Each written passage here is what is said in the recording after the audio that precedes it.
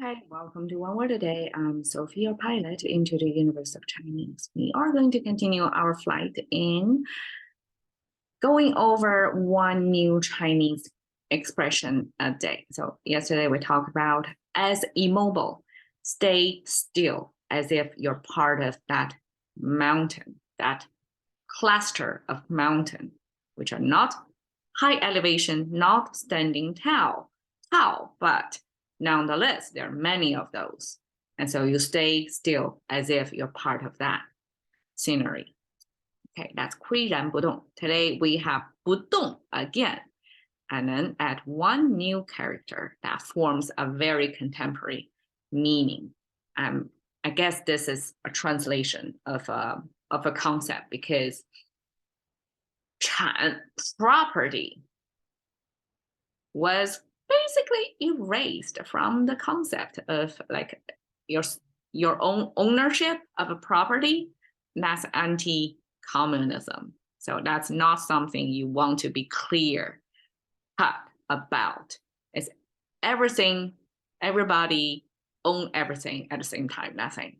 Okay, so that's so this 不动产 must be a recent translation when there is such a market need that we need to describe this kind of property.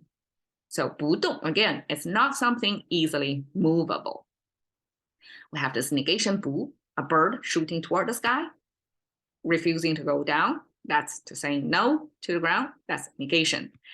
动, we have this raking or plow symbol on the right side that symbolizes farming activity. Therefore, farming force, muscle power. So that's power. The left side means heavy.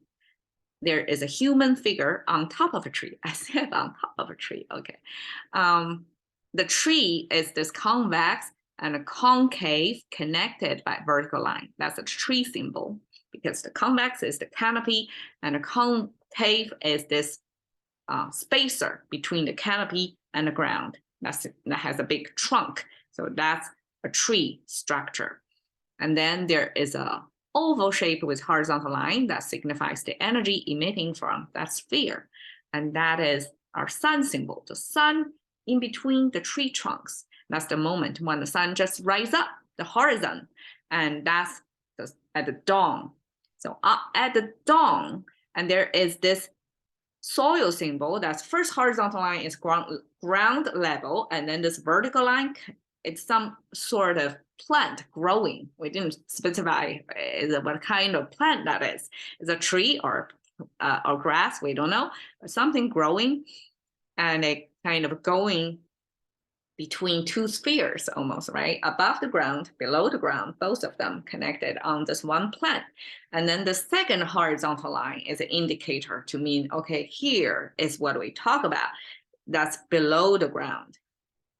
That's, we don't know how far below the ground, but definitely that's the very end of this tree or plant growing under, have both the upper and under portion of the plant, right? So at the bottom, that's the indicator to me. Okay, that's where we're talking about. That's the soil, the earth.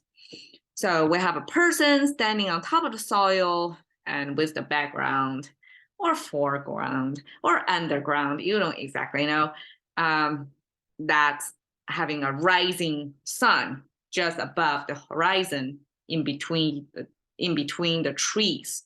So that early morning farm work where this person is already working in a farm, that symbolizes heavy. And I can see, well, because that's heavy labor, that's a brutal muscle power, heavy labor.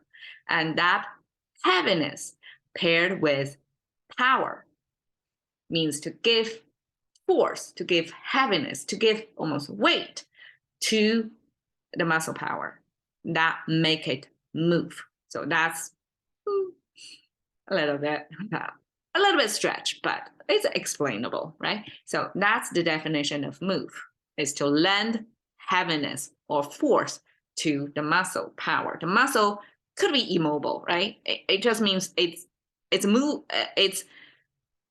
has the muscle to be used, has the potential to be used.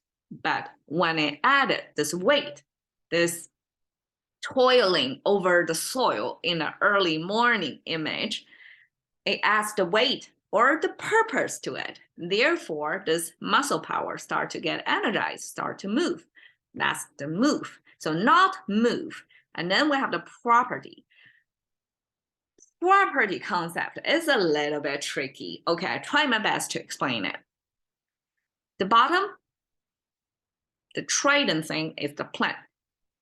It grows underground, right? So this is the ground level. Above ground, underground. So this is the borderline. And then the bottom is another horizontal line, like just like this, except here, there's a plant fully expressed above the ground. And that means something is growing, still growing with the plant, with the visible evidence of something still have the root down and also have its leaves, twigs above the ground to mean this is still something growing with the root under the ground. And this growing eventually means generating or giving birth to something new, from 0 to 1, from non-existence to existence, something created. So 生 eventually means creation of things. Then the top. Okay, we don't normally see cross a lot in Chinese language, but here when it's crossed and it's under this one dot over a kind of arch structure there, the whole thing here, that kind of sitting on top of this elevated ground, that means text. And I don't exactly know why that means text. That could came from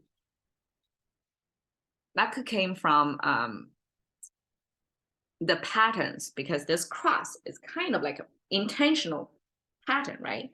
When such strokes intersect, that means it's intentional. It's not a random scratch of surface. It's intentionally created such pattern on the turquoise shell or bronze, something you can permanently record something that doesn't easily get erased by time. And that symbol plus this, I would view it as human head, the brain with arm. So there's human generated text. This pattern is related to human language in a written form. So that's text. And then this cliff is it's half sheltered. So there is roof over the top. There is wall to kind of give you some warmth or protection, but half of it is open. So it's a semi-open space. Semi-open space. Below it means growing or creation. Above it means text. So I imagine how to connect the dots of these symbols. So this high ground text generation eventually means property. I would love to imagine that the language creator put the three symbols together to define what is property, what you can, it's almost like your legacy, what you can pass on to the next generation, to generations to come. What can be created and on the high ground, like elevated, bigger than your own life, right? It's the text. So what you are left behind is the story, the legend, the folklore about your deeds. That's what you as an individual can survive over time. If we cannot become a story, we are gone, right? In 1 or 2 generations, wiped out. Nobody remembers, nobody knows about your story, you're gone. We're just one of blip throughout the history of time. It's just the truth for the majority of us. And so ancient language creators, I would love to imagine, they put together these symbols to mean that what defines the property or the legacy of what essentially carry on for you as your identity is text, the written down form of the stories about you.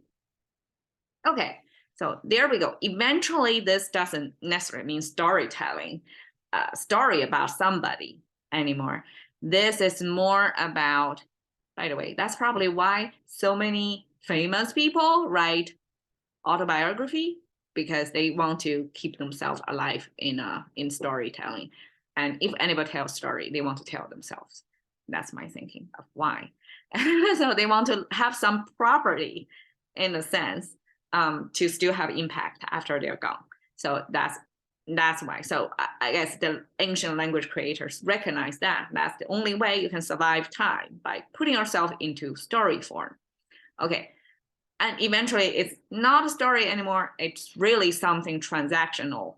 It's value attached piece of property. And there are all kinds of property, right? In today's world, we have intellectual property that gives you rights to exclusively have something, some sort of creation. And if there's a revenue generated, so that good for you. That's, you can harvest your intellectual property. And there are other types of property. In this case, 不动产 means immobile property. Things are not moving. And what is not moving? The most movable thing is money, the currency itself, right? You can just digit and click and transfer from one person to another person, one account to another account easily. That's super movable. That's a super 动产. That's a really, I guess that's in today's terminology called a liquidity. So that's super liquid type of property. But here we're talking about immobile, immovable property. And that's the Chinese translation of real estate. I put a picture of a castle. I'm not sure that's considered a real estate. Apparently, I mean, it could be historically lived by some rich household. It could be turned into a hotel, but in any case, it's a very odd, irregular, no, or atypical real estate that emphasize the immobile part of it, because it's built as such a structure. Apparently, you cannot even take it out and move it somewhere else. You cannot. It's part of the scenery. It's part of the landscape, part of the mountain, part of the tree. So it's super immobile. So in that sense, it's real estate. It's not movable property in Chinese. 不动产. Cashing into the currency of thinking by one word a day with Sophie. See you another day.